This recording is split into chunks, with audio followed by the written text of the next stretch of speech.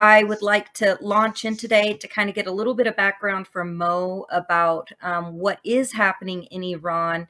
If you can explain to people sort of what sparked this with Masha Amini's death, but also the fact that it didn't just start there, even as profound Mhm. and horrific as that was, that it started, this has been ongoing for a long period of time as the Iranians have pushed back against this theocratic regime.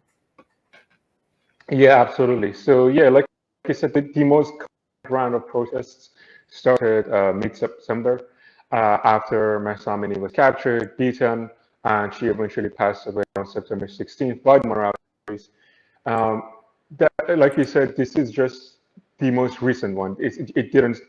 None of these protests just started right now. Um, they've been going on for decades, actually.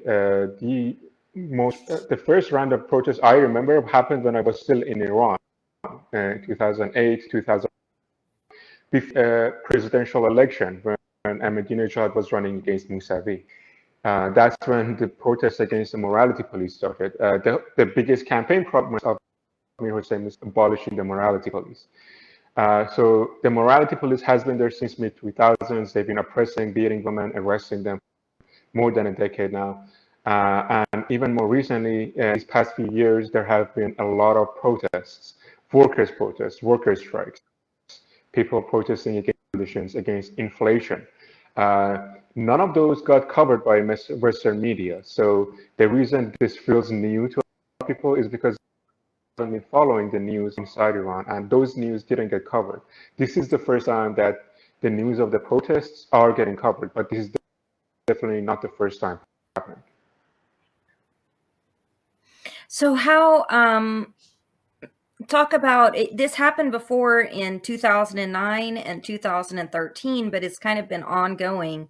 Um what since it's not just about it is what I've explained is that the hijab is really a symbol of oppression. Mhm. That it's not just about wearing the hijab, even though it is about that freedom of choice for an individual to make that decision about their own body, their own religion, what they want to practice in their life. But it's also because women and the oppression of women has been some of the symbolism around the theocratic regime. And most of the Iranian population now are young, Mhm. anywhere from 16 to 30 years old, and many of them are secular. So there are people from a lot of different religious backgrounds. I know that there's surveys that come out from the Islamic Republic that says that 90 to 99% of Iranians are Muslim, but that's not accurate. There are many, the majority of younger Iranians are secular or have broad ranging beliefs. And even those that are a Mhm. Muslim may not follow the same types of ways of worshiping that the theocratic regime does. Is there anything that you want to add to that, or anything that you could say about that, Mo? Yeah, absolutely. So yeah, they always come up with these random numbers that are not done from any surveys or anything like that.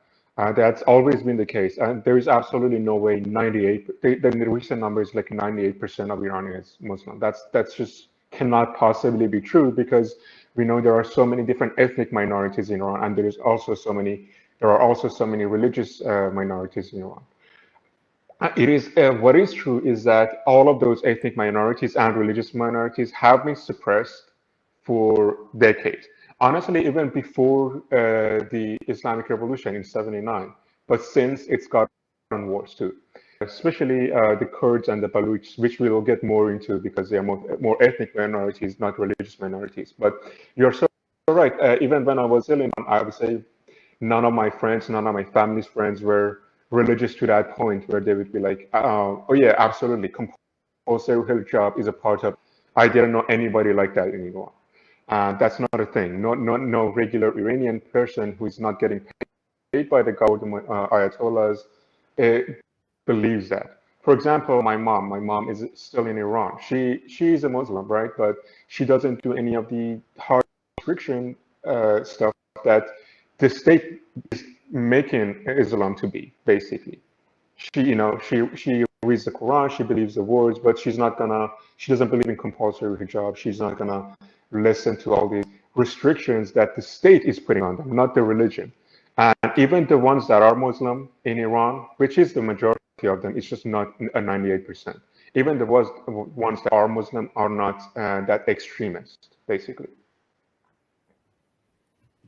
And I grew up learning about the shardor, which is a little bit different, Mm-hmm. that the traditional Iranian headdressing.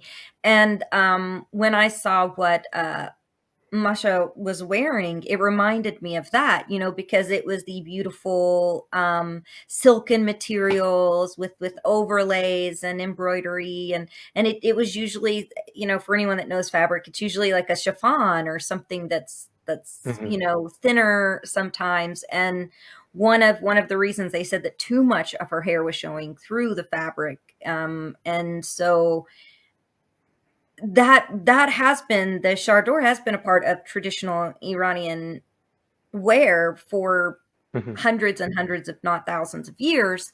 And it of course protects you from the sun. There's lots of reasons, and it's Exactly. beautiful, and women love to wear it. So this isn't about this isn't necessarily saying that Muslim women are oppressed because some of them wear hijabs. And I've heard this, or some of them choose to wear burqas, or that's what their family choose to do. It's about the choice of whether to or not. So there have been women that have been protesting with women who are taking off their hijabs who choose to leave theirs on, but are still standing in solidarity, because this is about choice at the end of the day, and it's about so much more. Like you were saying, can you tell us a little bit about, I know that they've been breaking down unions, workers have been struggling and stressing, and they've been putting extra oppression on communities as far as taxation goes. And one Mm-hmm. thing that a lot of people don't realize is that even though there are sanctions against Iran, we are still buying oil from Iran. The United Mm-hmm. States is still purchasing, and these corporations are still purchasing. And so they actually benefit from upholding this regime and getting, rather than it being in the hands of the people, which was the whole point of making oil subsidies, or making oil a state-owned asset for the Iranian people. It was supposed to belong to the people and not the regime, but the regime has, the theocratic government has enriched themselves, Mm-hmm. and less of that is going back in the communities. That, and the sanctions on top of it is creating tremendous burden. Is there anything, what types of burdens have you heard of outside of the hijab, which we understand is really an important factor in this, and women's rights are extremely important in this whole conversation, but what are some of the other burdens that you are aware of? Oh yeah, so just about the women's rights issue, it's not even just about the hijab. Women in Iran cannot dance in public. They cannot sing in public. There is no hijab is just like one of the things that is forced upon women in Iran, and they cannot become president in Iran. They cannot run for a lot of public in Iran. Other than that, there's, like you said, so much economic suppression in Iran, especially against ethnic minorities again. So there's this really good study on the province of Kurdistan that have been oppressed by this regime.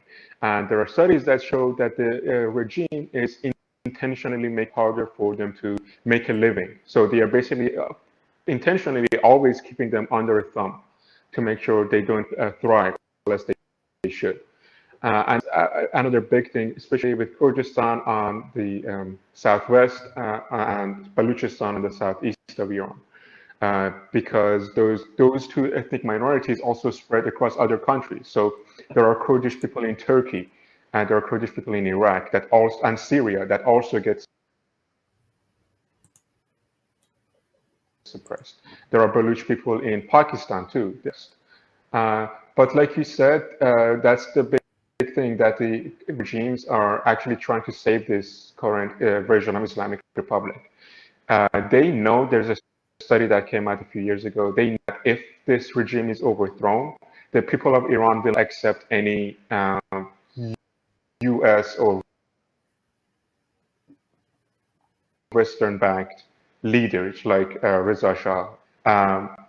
So the reason they are trying to keep this current regime is because, like you said, making deals with them. Not just the U.S., by the way, but the U.S. Actually, the last administration, John Bolton, went on an interview and he admitted that the point of sanctions is to people uh, of Iran, right? He literally just said that. And the current administration has kept those same sanctions and added more, but now, because we have a democratic president, it's called targeted sanctions, right? It just gets a new fancy name, just like with everything, like with the kids in cages, another thing.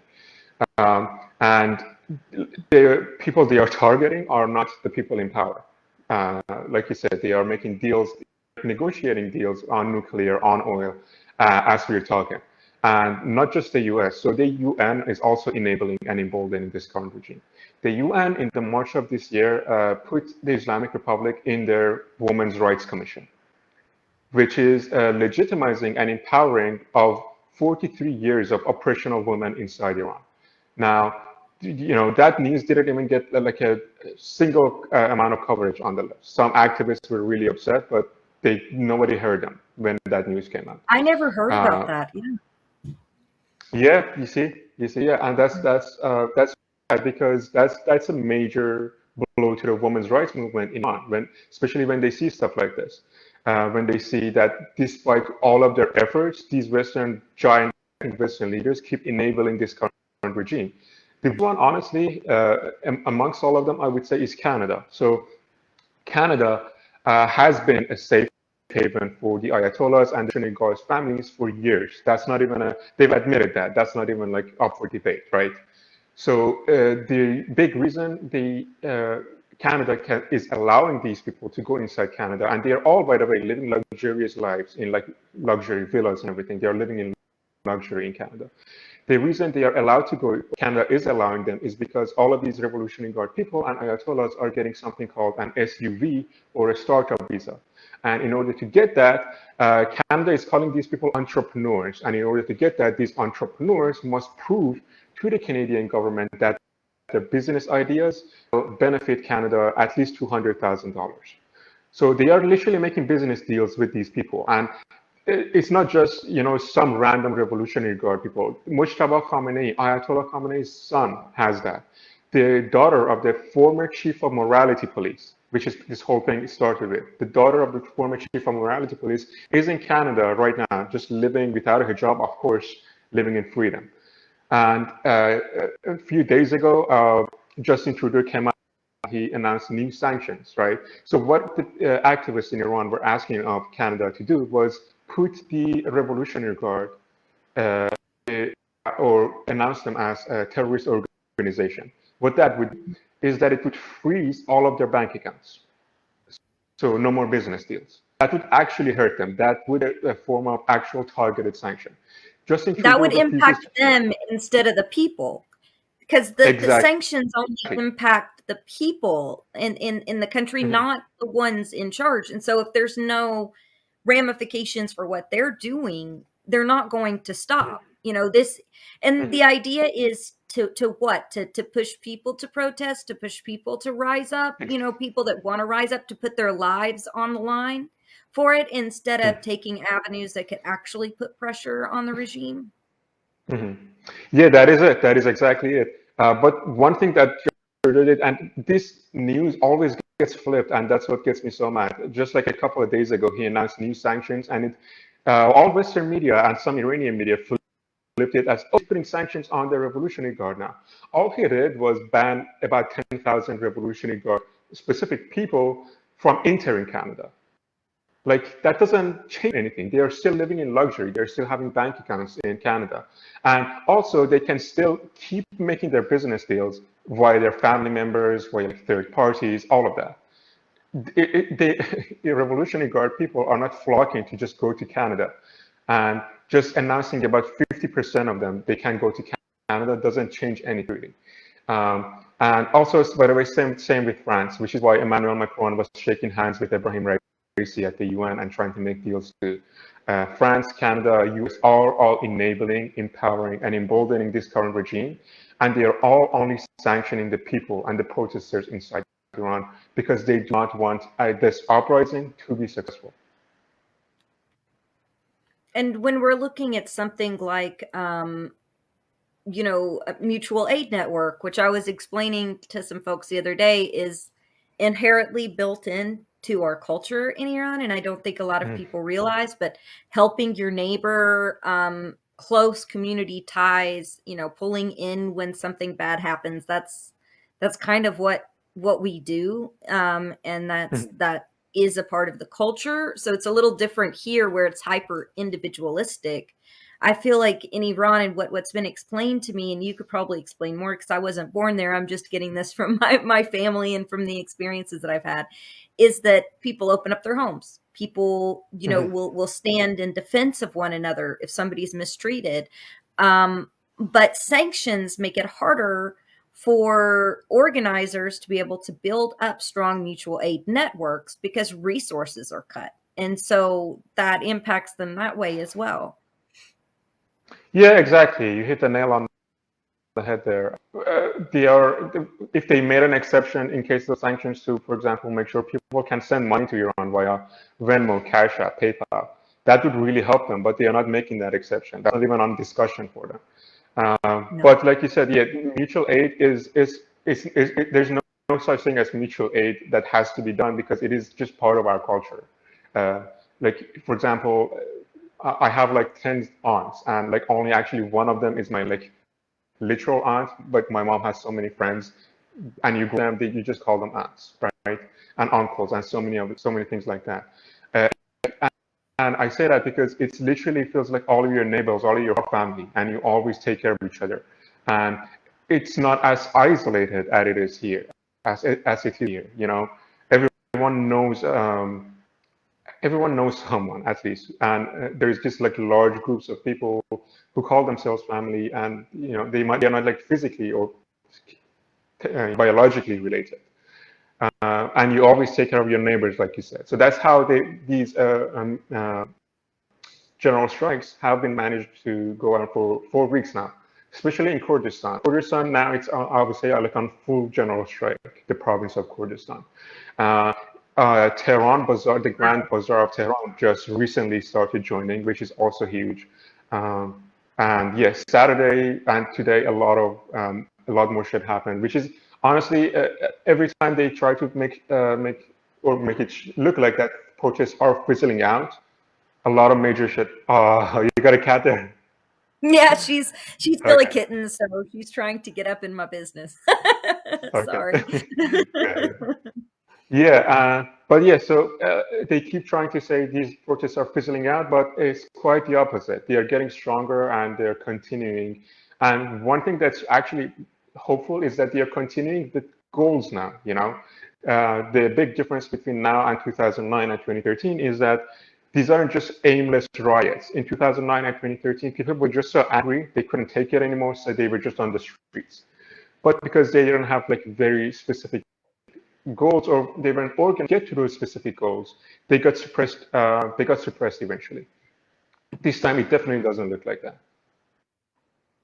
Yeah, and I believe this is just my opinion, but I believe that one of the reasons that the internet was shut down was because Iran has always had a really strong tech center, especially when it comes to the revolution. I know that there were Mhm. other countries that, let's say, back in the early 2000s, when we were first involved with the wars in Iraq and Afghanistan, the United States and other countries were recruiting individuals from the Iranian Revolution in the tech part of it in order to help with that or to research with that. And so um, it doesn't surprise me that one of the first things that they would do would be to shut down the access to modern technology, to the internet, and Mhm. close down shop there because it's a lot harder to get the word out. But they're Exactly. still managing to, which is amazing to me, to be able to get video out, images out, tell the story. And there was something that really struck me the other day, and my cousin said the same thing to me that you had said, um, is that the celebrities that are standing up, the musicians, the poets, the football players, the the filmmakers. That's so Hmm. important in Iran because there's such a heavy emphasis on the arts that that community is highly respected. And so there had been backing in the past and people had been jailed in the past. So there was a little bit of a fear to be vocal about that. But Hmm. we're seeing a lot more people stand up and be vocal. And so once those individuals, they've already started arresting them. My understanding is that that is also pushing people to be emboldened to stand up and come out and protest as well.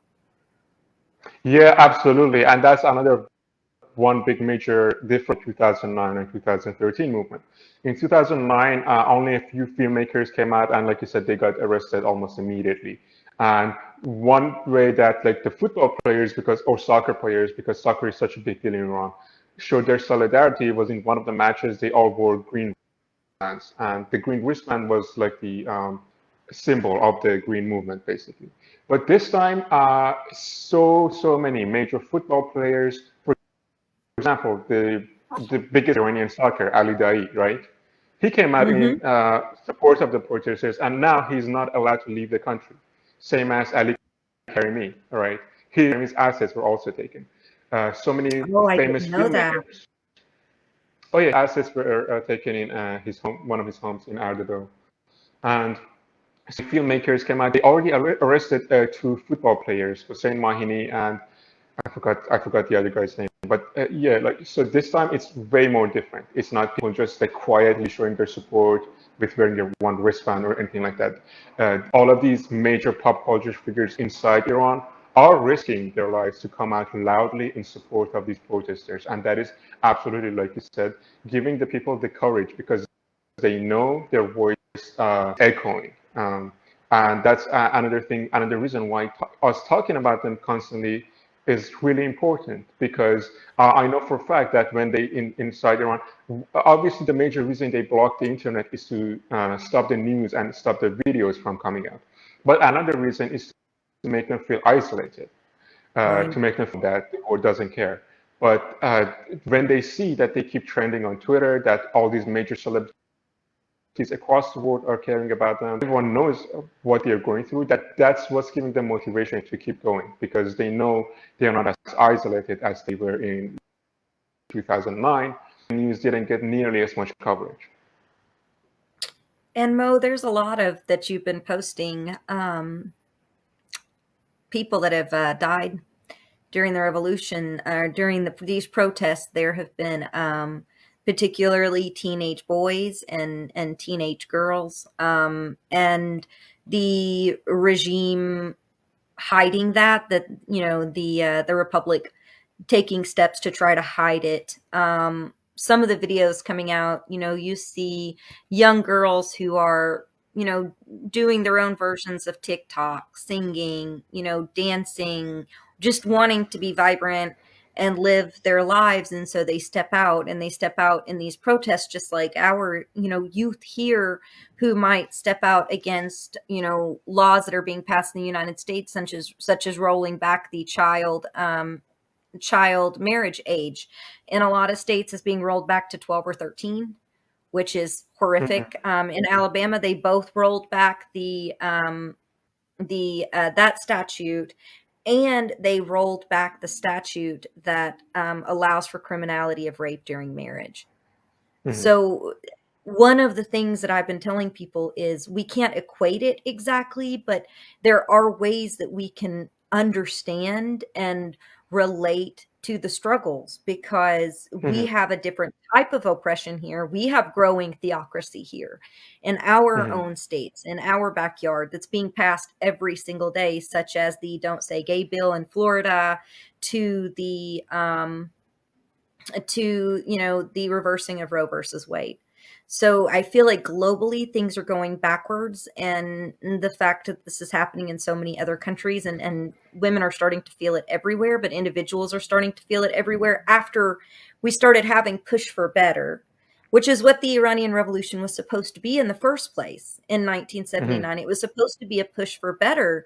We were promised that there was going to be, I remember my Baba telling me, there's going to be better democracy. We're going to have more democracy. We're going to have more freedoms. They really believed that that's what Khomeini was going to bring in to, Hmm. that the Ayatollah was going to usher in. And instead, they built a theocratic regime.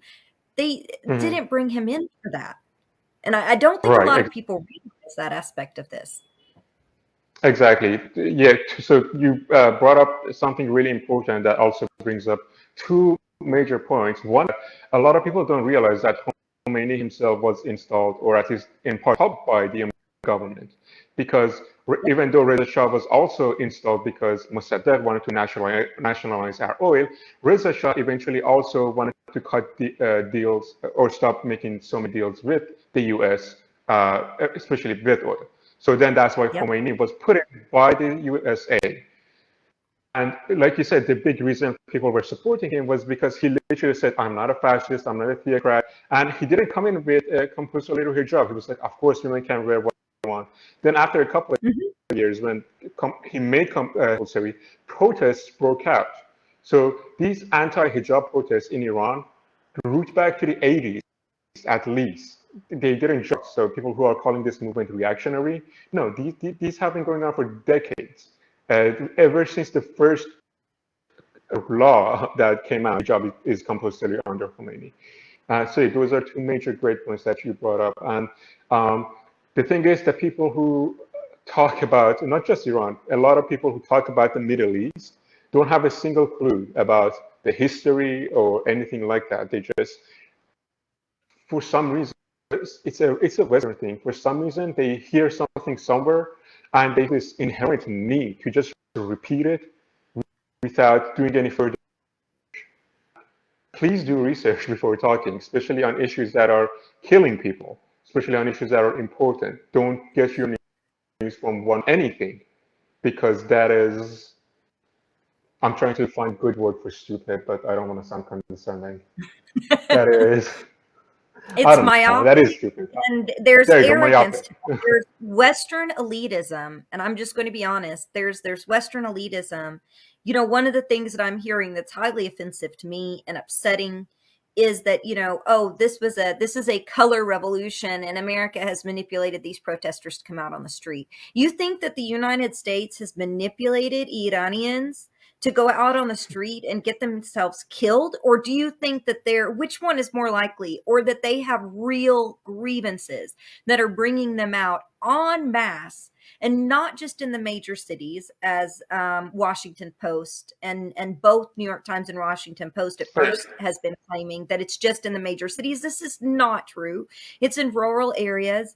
And this Western worldview, I understand being skeptical of American imperialism. I understand holding the United States feet to the fire on our meddling that this country has done. And as an American citizen, I would. But also respect and understand the autonomy of people in these countries and listen to what they have to say, because you may not know it all. And some of these journalists that are writing this harmful stuff about a color revolution are just pulling a few things from here and there and building this narrative. What they don't understand is the Iranian Republic will use even random news sources in order to have excuses to arrest people, and they're doing that Mhm, right now. mhm. Um, Absolutely. Khamenei, how do you pronounce his name properly? I know Khomeini, and then there's Yeah, Khamenei, Khomeini. right? Yeah, Khomeini. Khamenei. There's more stops. Okay, thank you. Um, he went, he did a speech, what was it, 3 or 4 days ago, where he alluded to this, and he alluded to the Mhm, American meddling, and how he alluded that these were, this was Western influence.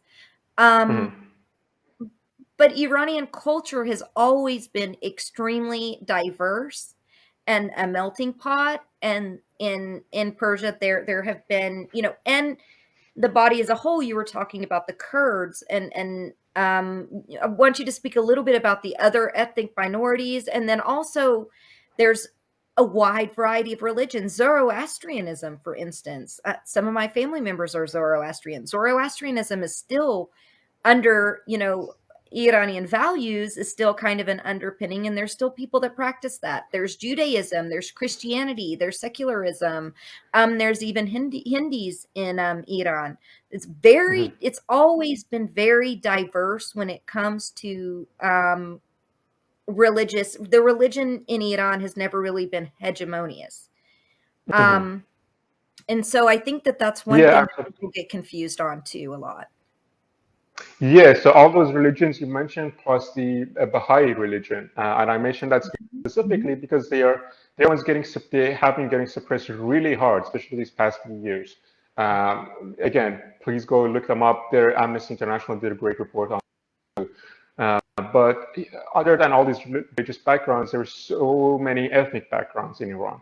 Uh, Iranian and Persian are not the same thing. Persian is just the of ethnic population in Iran, which is about like 60%, I think about 59%. But the rest of the ethnic Iran are like Kurds, Baluchs, Gilaks, Azeris, Turks, and like so many other Turkmens, Georgians, even and Armenians, Arabs. There are so many different ethnic minorities in Iran, but all of them are united on this. All of them are united on wanting to end the theocratic ruling of the Islamic Republic, because especially Kurds and Baluchs, like I said, have been getting suppressed really, really hard. In Baluchistan, the province of Baluchistan in Iran, on last Friday, they opened fire outside and inside a mosque, and they killed 82 people over a case of 2 days in city of Zahedan in Baluchistan. That's not, and nobody talked about that, right? And I'm not talking That's horrific. like I don't want to. That's a mass shooting. That's horrific. It's horrific. Exactly, exactly. And I'm not saying like other news shouldn't get covered, but a bridge fell off. A bridge was exploded in Russia by obviously Ukrainians, and that's 3 people dying, and that's the news everywhere. No one talked about 82 people getting shot, 82 because of their ethnic minorities background. No one talks about that. And to me, it always, I'm really getting tired of it. To me, it always comes down to the fact that they don't have blue eyes and they don't have blonde hair. That one European reporter who said that, I thank him for that because he said the quiet part out loud. That's why nobody talks about the people inside Iran or Palestine, honestly. If it was in Europe, imagine that. Imagine Russia went inside the church in Ukraine and shot up 82 people. Imagine that. Versus nobody knows what's happening inside Iran right now.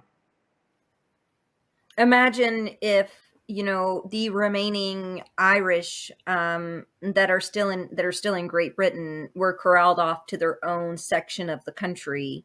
That would be making Mm. national news, and it should. It should, Yes. but so should what's happening in black and brown countries, and it doesn't. That's why genocides go, under the nose. And I one of the arguments that I've been hearing that's very upsetting, I understand. I am anti-war. I am anti-war 100%, and I understand, like I said, fighting against American imperialism and against imperialism in general, because it was actually Great Britain and Russia that installed the first Shah in Iran, and a lot of people don't realize that. So there are other forms of imperialism, or other countries that are imperialistic, but not to the extent as the United States. But it still happens, so we have to be vigilant and aware of all different types of imperialism that's happening across the globe. But at the same time, I don't support authoritarianism, and I do not support a theocracy that is not the want of the people. So at the end Mhm. of the day, it's, do you support people or do you support governments? Because I'm hearing a lot of people that are talking about China and Iran, and how China, Iran, and Russia had Russia. all, come together to form an alliance, about 2.5 months ago. So a lot of people are pointing toward that as, these revolutions are just because that happened. That's not true. And then to turn an eye, even some people have gone as far as to No, say, absolutely not. And by the way, yeah, I was gonna say that's actually oh, honestly go ahead. like if you go outside of it, that is a good thing. The U.S. and all European countries should have something against them. But the U.S. did not install the mandatory hijab law. They create the morality police. The U.S. is not taking away workers' wages. The U.S. is not putting more income taxes on the people inside Iran. People of Iran, like I said, even the U.S. knows that they don't want U.S. intervention.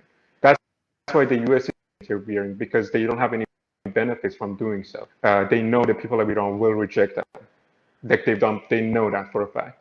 And people of Iran know that too, obviously. They don't need to be educated on this because they have lived the consequences of US imperialism. They are still living the consequences of US imperialism. But they can also stand up to theocracy and say, you know what, a 22-year-old woman getting repeatedly beaten to death is not right. People can't say that, guys. Or 16-year-olds beaten to death. So many teenagers have died because of this issue. So the death toll from the protests is more than 150 now, and that's the official death toll, by the way, which is only always a fraction of the real death toll. That 152 does not take into account the 82 that were murdered in Balochistan, by the way. That's a separate issue. So, like you said, do we support the government or do we support the people? Because no one should face bullets for protesting, least of all teenagers. Now, the two teenagers that are making the news right now, Nika Shakarami and Sarah Ismailzadeh, they both died because of blows to the head by batons. They didn't die because of bullets, which is just as horrific. So it's really impossible to be an Iranian leftist inside the United States, because if you support your people for standing up to all of this bullshit, you get labeled as, oh, you're supporting the CIA. But when you want the CIA and I don't want the monarchs, then you get labeled as a pro-regime person. So it can definitely feel lonely. So what we are asking is for basic human rights for the people of Iran and for the Western people in Western countries to talk about the atrocities that are being committed against the Iranian people, just as much as they're talking about the Russia-Ukraine war. That's all we're asking. Yes. And without, and to check yourself for a minute on your Western worldview, especially if you're a journalist and you're sharing out information, because this impacts people.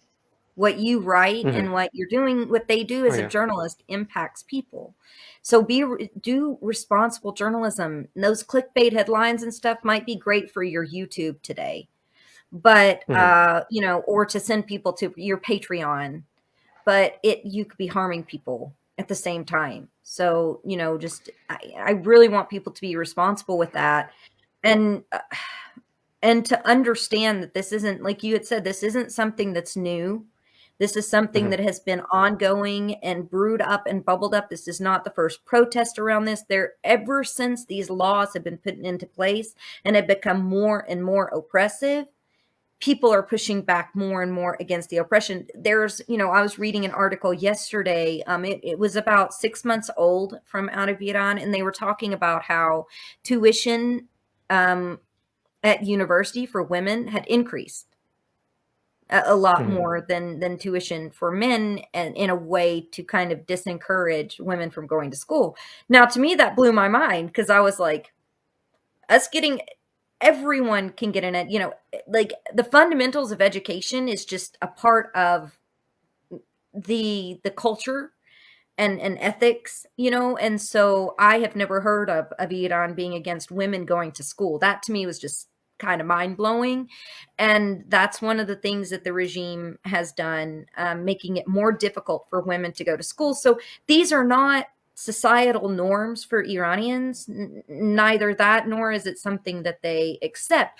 But I've heard the other token, and they'll say, why, we should support Muslims. Yes, we should. Things are not binary, they're nuanced. It's the government that is imposing a theocracy on the people is different than supporting someone who's Muslim and understanding that there's a Western worldview against people who are Muslim, which is very, very true. I mean, I was on the 9/11 watch list. I was on the no-fly list for 6 years of my life.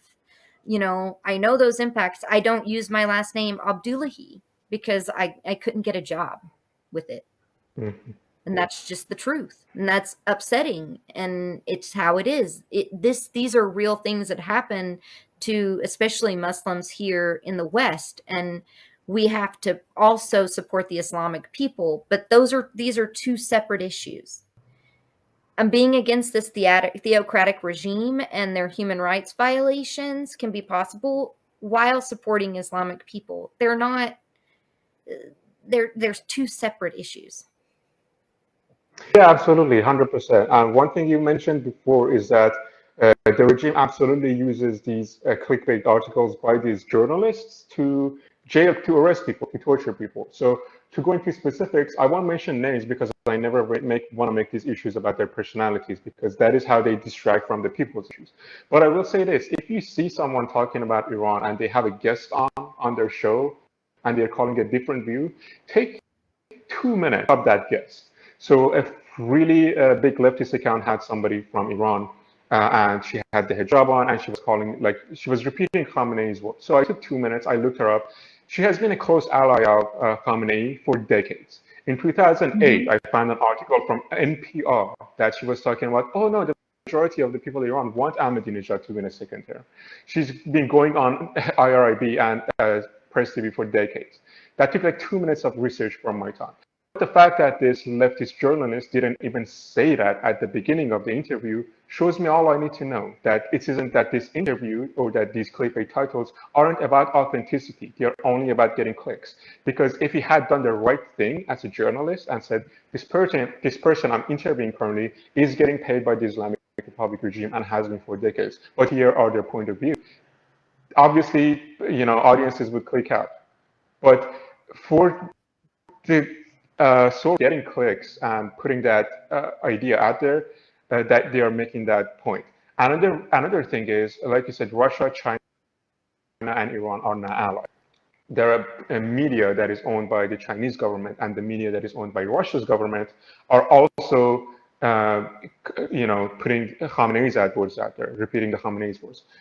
I'm not saying you guys don't listen to CGTN or don't listen to RT. I listen to RT on the Russian war because when they cover US imperialism, because they're pretty good on there, or when they cover Palestine, they're pretty good on there. But I understand they will never cover the corruption inside Russia or the corruption in the countries allies with fairly. That's when it comes to.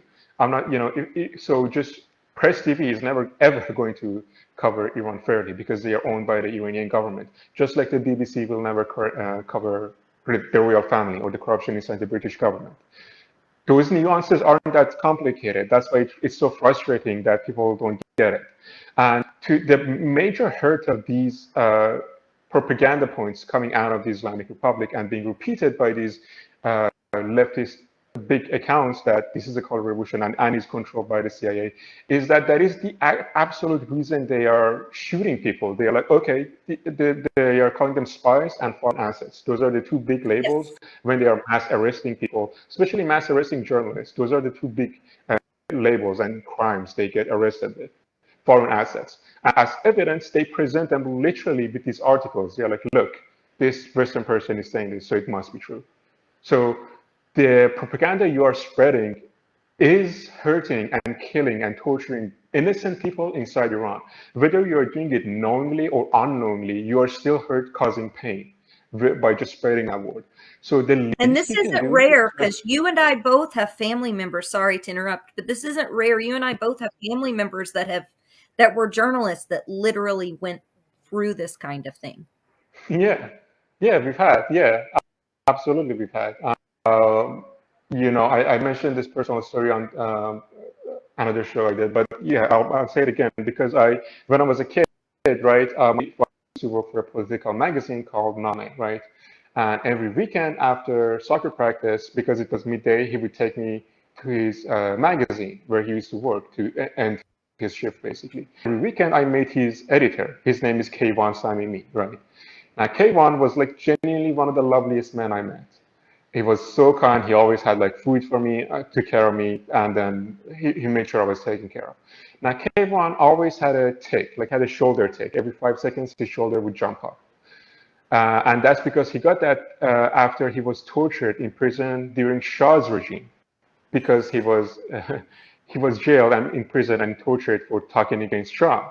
And then after the 2009 elections, he got arrested by the current regime, and he's still been in prison for now more than a decade. And there have been international calls to free him because now he's a really, really old man and he's rotting away in prison. So yeah, we absolutely have like both personal experiences with this. And if you don't have that personal experience, it's really not that difficult to look these things up.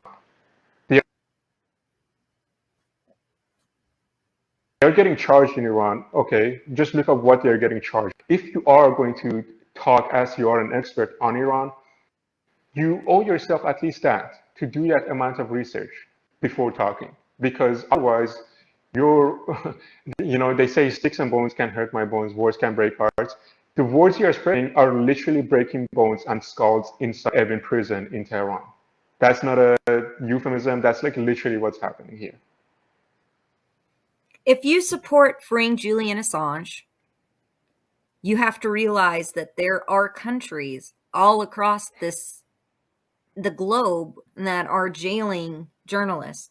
And one of those countries is Iran. And so if you support freedom of press, you support Julian Assange, then you should also support those reporters and those protesters in Iran. If you supported the protest that rose up because of George Floyd against police brutality and violence, then it should resonate that there is an oppressive theocratic government that is literally targeting minorities and literally pulling people over, beating them, jailing them. There is police brutality in Iran. And as Americans, I don't understand how we can't relate to that on the left, because that is something that, that we endure here. That is something that Iranian Americans endure here. That is something that, Black and brown Americans especially endure here. And that's, we endure this, and we are fighting against it here. So we're calling for those changes here, but then look and say, oh, in Iran, it's up to the government if gay people get pulled out of their homes and killed, or if they beat a woman up for not wearing a hijab. I've literally heard people make those arguments. It's up to them. It's a small thing. Human rights issues are not small. And they'll say to me, Zeynab, we're facing climate change. We're facing, we need to build a multipolar world, and that's selfish. And I'm like, it's not selfish to not want to be killed and oppressed. That's not selfish. It's not selfish of the women to call for rights. It's not selfish to rise up and say you want to practice your religion in a free way. Those are not, it's not selfish to organize a general strike so that workers will be treated better. These aren't selfish things. Yeah, absolutely, 100%. There is this idea that ACAB, except when it comes to the morality police, or the police inside Iran. Also, I just saw a comment that I 100% agree with, so I'm just going to read it out loud if that's okay. Isaac says, leave politics out of this. Fuck the left and fuck the right. It's all to divide us as people, which is 110% correct. Yes. Even inside the United States, that is the only reason we are calling people leftists, rightists, communists, anarchists, even though most people just want like basic shit. And with the vast majority of us agree on, we want healthcare. The planet shouldn't be fucking burning up. 1% of the population controlling all of us is messed up. But that's how they divide us. That's how they are dividing us on this issue as well. All we are asking is for people to just listen to the people of Iran. If, like you said, police brutality is you're against that, just go watch the videos. Just this weekend alone in Tehran, there are so many videos of these revolutionary guards circling around like teenagers and women and just repeatedly beating them on the head with it. There was a video that came out of a teenager sitting on the floor while he was detained, and this revolutionary guard person comes out and like constantly hits him on the head with a baton. So if you're against police brutality, how are you not raising your voice against that? And That's how they get away with it. That's how the Iranian regime gets away with it. Because they put this propaganda that if anyone talks against us, they must be controlled by the CIA. So then people get scared to get labeled as that, so then they stay quiet. That's how they get away with it. And if you want to hold accountable, we got to talk about them. Yeah, absolutely. And that is, I agree with Isaac as well, because one thing that I was saying the other day is even in the United States, it's two-thirds of our country are independent, and 90% of us agree on most basic things, even, believe it or not, social issues. But who gets Mm-hmm. reported on, and who gets the clickbait, and who gets the headlines that people read about? It's all the divisive terms and labels, socialist versus communist versus capitalist versus, all these different labels, MAGA versus, Democrats. And Yeah, at the end of the day, most people, they don't even care. They're just trying to put food on their table. And most exactly. people agree that we need education, healthcare, childcare. Only 11% of the country, for instance, here supports reversing Roe versus Wade. Only 11%. Mm-hmm. And yet state 100%. houses across the country are passing it. And with that, I can feel some parallels, because the Iranian people do not support the theocracy in the Iranian Republic right now. They don't support it. It's minority rule. That's the same thing we have here, and they use divisive labels to divide Mm-hmm. the Iranian people. Like you said, the Yeah, Balaks, the Kurds, the different religions. They use divisive language there as well. The Republic does. And that's a tool of people that oppress in order to prevent people from gathering together and fighting against the oppression. absolutely. And I think that's one of the big reasons there is that disconnect when Westerns look at what's happening inside Iran. I think they just cannot comprehend all these people are uniting on one thing. You brought up Roe v. Wade. That's actually a really great point because with my personal, I fundraise for abortion rights, right? With so many people, a lot of them are conservative who support abortion rights because obviously they do. They look at it as a human right, not that they look at it as a privacy right, right?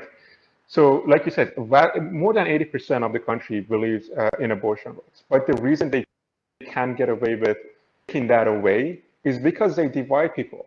And people, like Roe v. Wade is not a Democrat or Republican issue.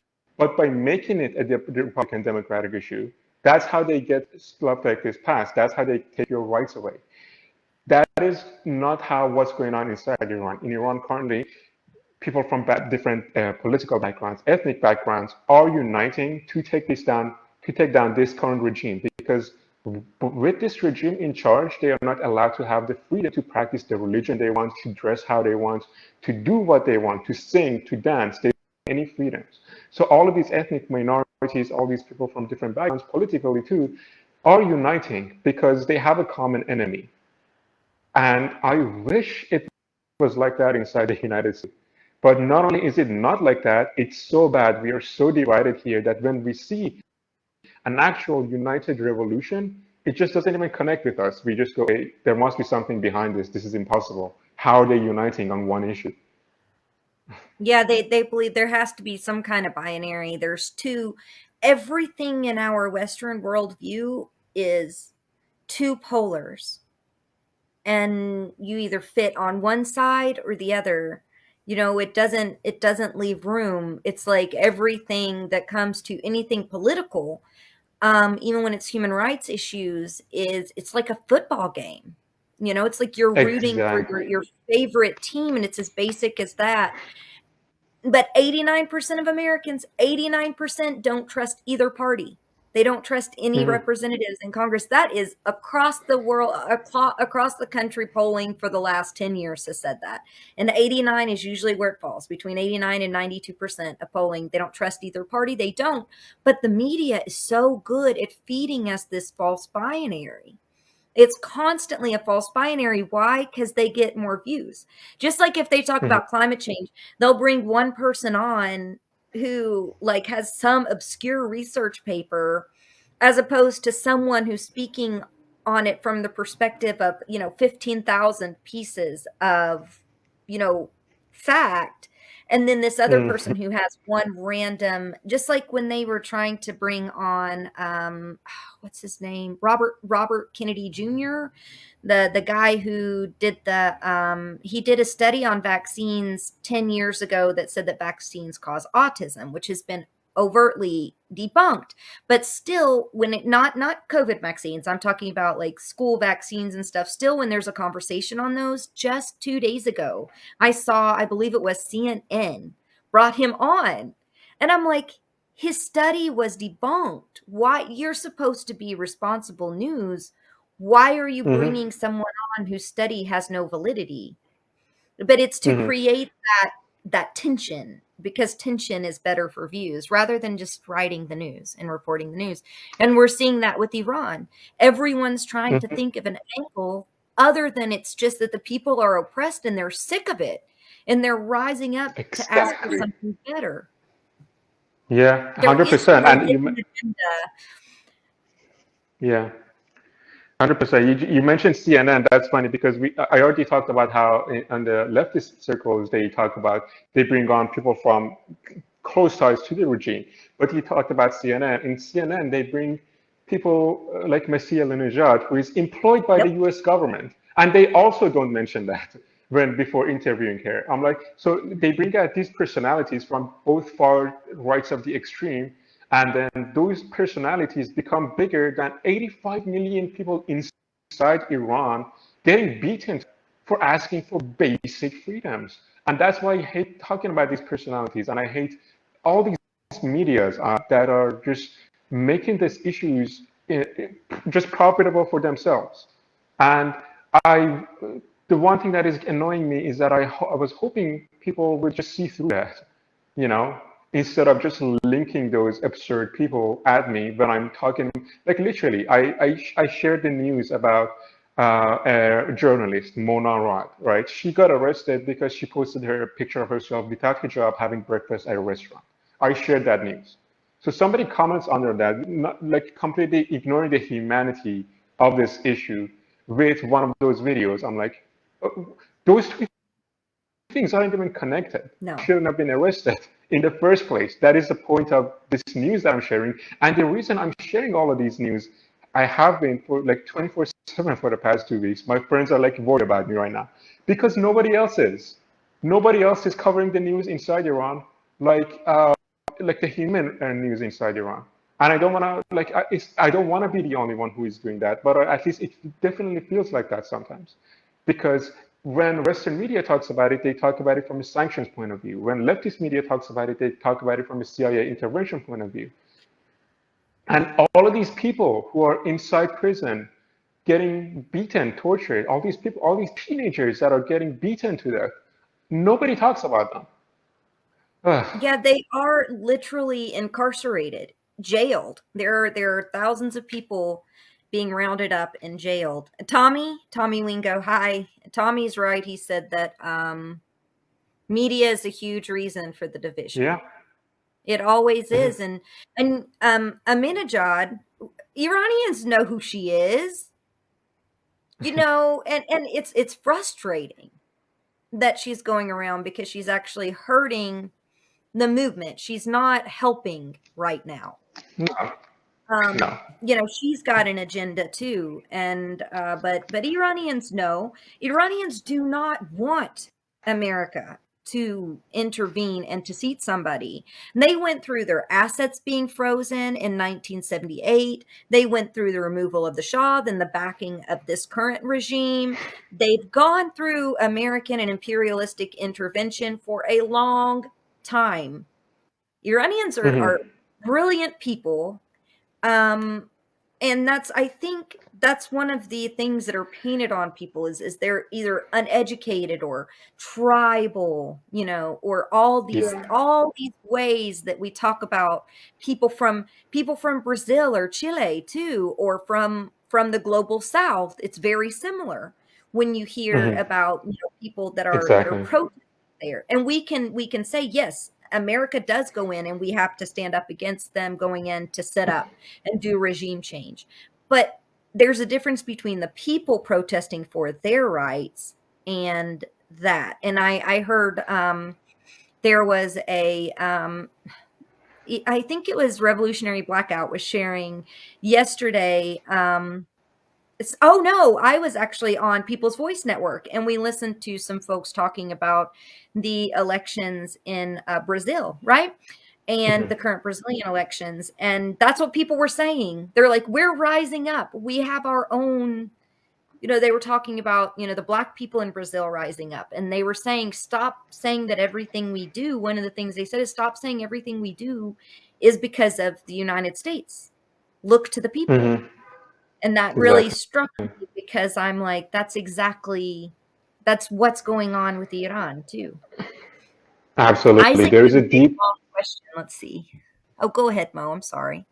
yeah, while you are reading that, I'll say, yeah, there is a deep-rooted elitism and racism from that because just because they have Western education, they know better than anybody who doesn't live in war, Western capitalized world. And that's what's going on in Iran. It's the people who are just unknowingly calling it color revolution are implying that the people of Iran don't know any better. Guys, 31 provinces inside Iran have risen up. There is millions upon millions of streets. All of them don't know any better than you do. You who just listened to one news source like 5 minutes ago. Really? And all of us have lived all of this, so we can see through all the bullshit. That's what gets me. Like, for example, when I see this stuff, like you said about Messi, it I just get off. I'm like that because Iranian people see through the bullshit very clearly. Today or yesterday, Reza Pahlavi, the Shah's son, was saying, I've been carrying the torch for 43 years, and now it feels like I'm passing it on. And I'm like, okay, what are you talking about? What torch have you been carrying, and who are you passing it to? But like Iranian people see through that shit, and they just laugh at it, and they're like, okay, we're not gonna make the whole movement about this one personality. Who is trying to take over? But for example, for some reason, Western people are like their default brain is like, oh, everything is about one personality. I need to look for one Hmm. personality to pinpoint this to. And I think one of the big reasons that is happening is because this current movement in Iran doesn't have one certain leader, like it did in 2009, for example, right? The leader of this movement are Iranian women, are union organizers, workers, and teachers and Yes. journalists and the people. There's not one person that is leading this movement. And that's another reason why I think Westerners are so confused because that's how it's always been for them, right? They need, for example, I don't know why they have this need to pinpoint everything on personalities, but when their need is not being met, that's why they make shit up. Like, oh, Masih al-Najad is leading this movement, right? Right. 85 million people inside Iran are listening to this girl in New York, right? No, that is ridiculous.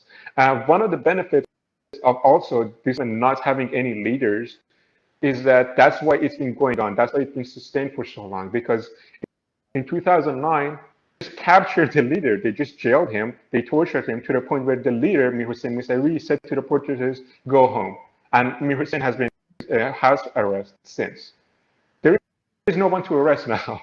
That's why this Hmm. movement keeps going. People have learned a lesson, and all all of this comes from a personal experience from the people of Iran. They absolutely know what's better for them than somebody living in New York or Los Angeles does. They're already watching Pahlavi like start to position himself too. They've already Yeah, started to watch. I mean, and to me, I that's what's kind of amazing because I've always said, stop the hero worship, the personality worship, and Bo, you followed me for a while, so that's been a big thing that I've always yeah, said. And without having that face, I think that there's the face is the oppression. The face hmm, of this movement is the policy.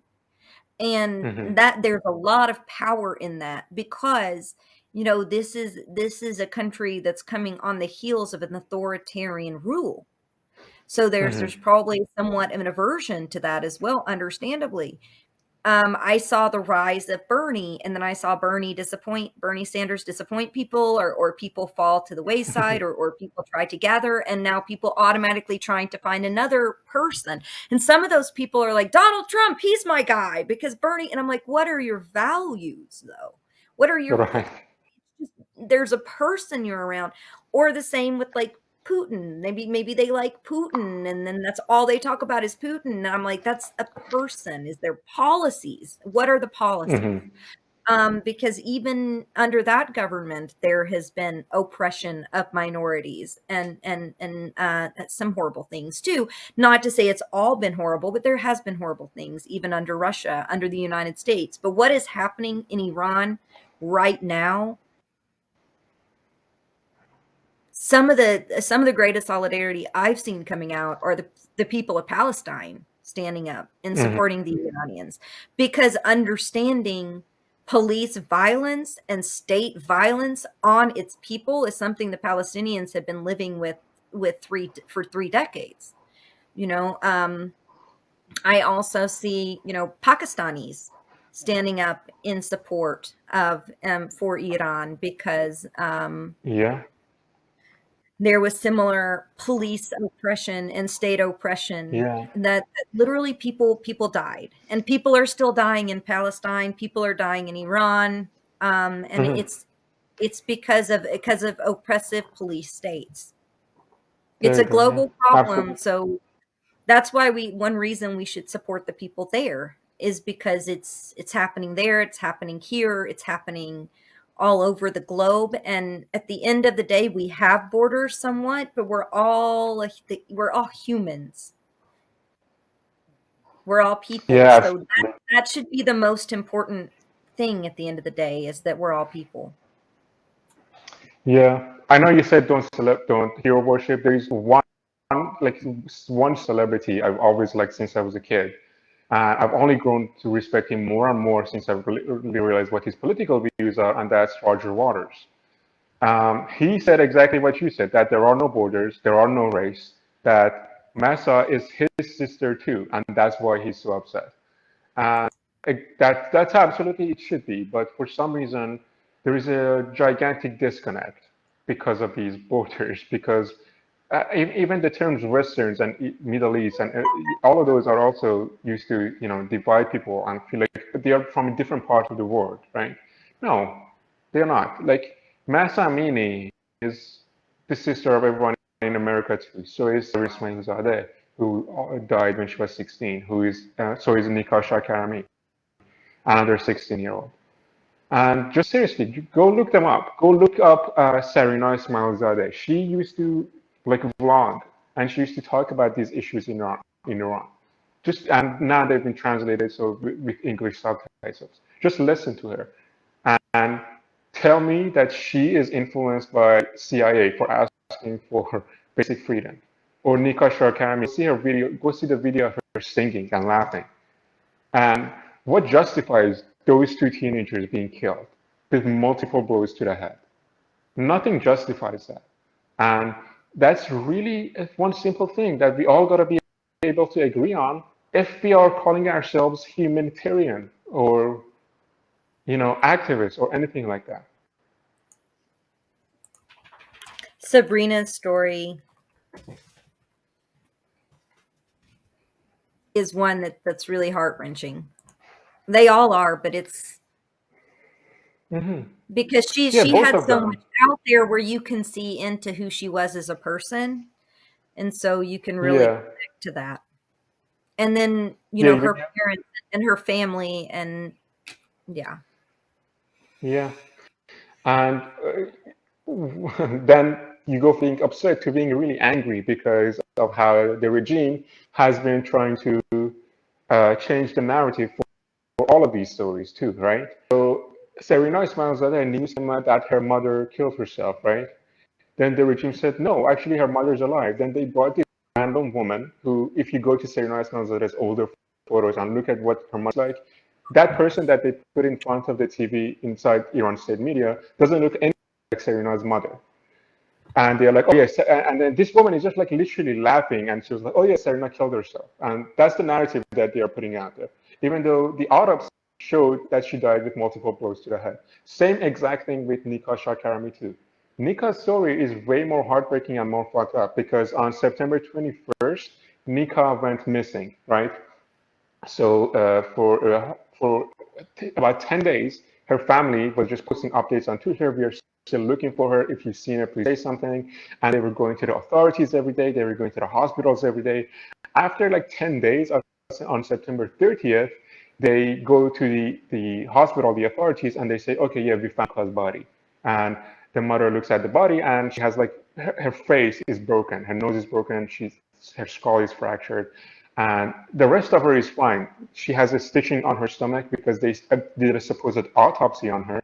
Other than that, there's no bruises on her arms or her feet. I'll mention why that's important in a second. So then on October 2nd, now they've gotten the body. Oh, and the reason, by the way, they said it took so long for them to find Nika's body was they said, oh, she had no ID on her. Even though the mom later came out and said she had both her IDs and her phone with her.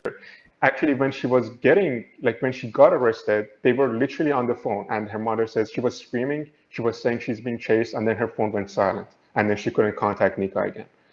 So that's obviously a bullshit reason that they said she didn't have her ID or her phone with her. Then on October 2nd, October 2nd would have been Nika's 17th birthday, but it was her funeral. And there's a video of her funeral because protesters were also going there out of solidarity for Nika. And Nika's mother in the video during her funeral is saying, my dear, today I should have been celebrating your 17th birthday, but I'm celebrating your martyrdom. So because protesters showed up to the funeral, to Nika's funeral on October 2nd, authorities also showed up. They arrested Nika's aunt and they arrested Nika's uncle. They also took Nika's dead body away and buried her in an undisclosed location, not where her parents wanted Nika to be buried. So they arrested Nika's aunt and uncle. Then in the day after Nika's funeral, they threatened Nika's mother that if Nika's mother doesn't go on national TV and say that Nika's death had nothing to do with the protests, they will return Nika's uncles and aunts' bodies in body bags. Then the day after, Atash Rakhami, she is Nika's aunt, while she was still under arrest, they put her on state TV. And they try to push this narrative on her that Nika killed herself, that she jumped off a rooftop. And now, going back, that's why it's so important that Nika didn't have bruises on her feet or any other part of her body. But Nika's aunt, she doesn't even confirm anything. She doesn't say anything. She's just like literally nodding along and saying, yes, yes, to whatever she's being fed. And that's the narrative they are pushing and they're trying to push right now. Even though the official autopsy result for Nika's death says she died because of repeated blows to the head. So, there's that's two another things going on. Yeah. There's two things going on. One is the arrest and the beating people up that they are trying to do in order to strike fear in protesters to get them to stop. And then the second is the narratives to cover that up. Exactly. Because Iranians know they're not sending these stories. I don't believe they're sending these stories out for the Iranian people. I think that they're sending these stories out for the rest of the world. Absolutely. And actually, these stories have angered people more. So yesterday was a really, really large day. Came out after the Serena Ismailzadeh story was put out by the state media. These stories are just angering people more because, like you said, they're not stupid. They can see through all this bullshit. And when they see what's happening, they're even more angry. So yesterday, massive protests, so many major cities, especially in Kurdistan. Okay, so the city of Sanandaj in Kurdistan has been a war zone for 2 days now. Yesterday, they blocked out all internet access from the entire province of Kurdistan.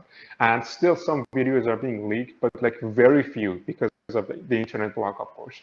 And you can hear like repeated gunshots and explosions throughout the city. Like it looks like a war zone. There's no other way to put it. And that's the big reason they block out the internet too, is so they can carry out the massacres that they have been carrying it out for the past 4 weeks now. Yeah. And then it's more difficult to get footage out, and then they can lie and blame the protesters. And I saw the Iranian media, of course, is calling them riots. Mm-hmm. That's very familiar to me. Instead of protest, it's riots. So, Right, yeah. but what can Americans do? I know I've kept you on here a little bit over an hour, so I'll let you go soon. What can what can what would you say to Americans or folks that are not in Iran specifically? What can they do to help? Because that's what a lot of people are asking. What are some things that folks that aren't there can do to be in support of the Iranian people? So there's two major ways you can help the people inside Iran. There is no viable ways to send them any money or anything like that because of sanctions. Two ways you can help. One is keep talking about them and keep talking about the humanity inside Iran. Don't talk about politics, leftist, rightist issues. Talk about the human stories inside Iran. Talk about Sarinah Ismailzadeh's story. Talk about Nikah Karami's story. Share their videos and share the videos of the police brutality inside Iran. Share the videos of the protests.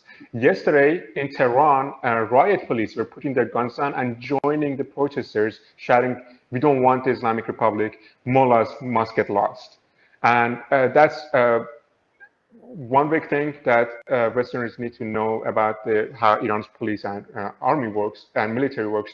There is two major branches of military inside Iran. One is the real military, which fights wars. The other is the Revolutionary Guard. That is Khamenei's branch. That has nothing to do with any wars or protecting the people.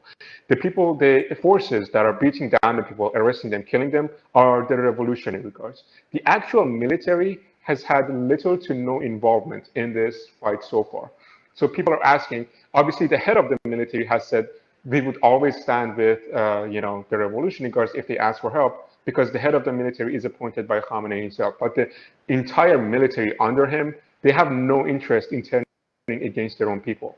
Neither do the police forces, right? So that's why they were actually joint protesters. Unless they are working for the Revolutionary Guard, they have no motivation to shoot and kill their own people. So the Revolutionary Guard also has the Basiji forces. Those are the two major oppressors inside Iran.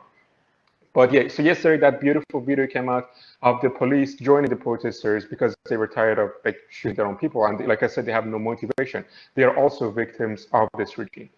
So talk about all those stories. Talk about those one big way you can do to help, because the coverage on Western media is not fair. The coverage on leftist media is not fair. They always make it about politics. So talk about the human stories. And then the second big thing you can do is hold your governments accountable. The US is sanctioning the people of Iran, not the government. Canada is sanctioning the people of Iran, and they are giving luxury houses and making business deals with the Ayatollahs and the Revolutionary Guards. Same thing with France, same thing with the UN. Hold these people accountable for sanctioning the people and making business deals with the Ayatollahs and the Revolutionary Guards. So those two big things we're to help the people of Iran. Thank you, Mo. I second both of those. And I think the story about the guard, that that the fact that there are some in the morality police as well as some of the Revolutionary Guard that are literally putting their arms down, and it's scary because they were arming kids, starting to pull Oh other yeah. people come in to the protests. Like we saw 12, 13-year-olds in SWAT gear. It's crazy. Mm-hmm. But it's because so Yeah. many police are refusing to take up arms, and that's an amazing show of solidarity because they are the people too. Mm-hmm. Many that are police officers or that are in the guard were mandatorily have to serve. I think that's one thing that people don't realize. Exactly. Exactly. That's why I have so much sympathy for them. So in Iran, after you turn 18, you must serve an 18-month service with the police or military. So you pick one of those two. And a lot of these people who are giving batons to suppressed protesters are mandatory period.